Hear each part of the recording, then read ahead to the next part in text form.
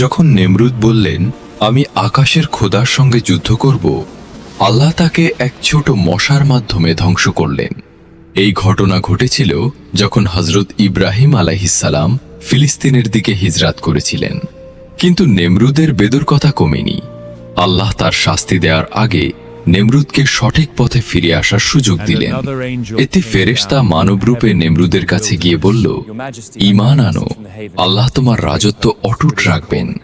নেমরুদ অহংকার করে বললেন, আমার ছাড়া আর কোনো খোদা নেই।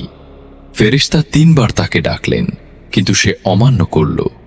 নেমরুদ ঘোষণা করলেন, আমি আকাশের খোদার সঙ্গে যুদ্ধ করব, আমার সেনারা সংগ্রহ করো।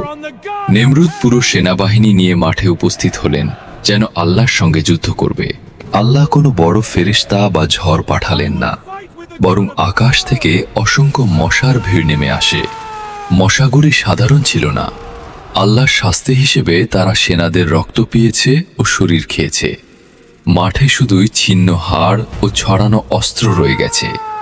নেমরুদ তা দেখে হতবাক। আল্লাহর আদেশে এক লঙ্গড়া মশা নেমে নেমরুদের নাকে প্রবেশ করে। মশাটি তার মস্তিষ্কে ঢুকে নিদারুণ যন্ত্রণা দেয়। নেমরুদ কষ্টে চিৎকার করছিল। শুধুমাত্র জুতার আঘাত বা চাপে সে কিছুটা শান্তি পেত।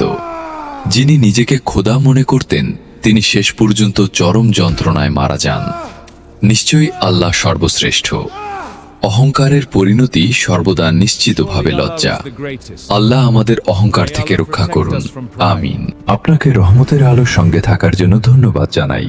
আল্লাহ আপনাকে ভালো রাখুন, শান্তি দান করুন এবং আপনার প্রতিটি প্রচেষ্টা বরকতময় করুন।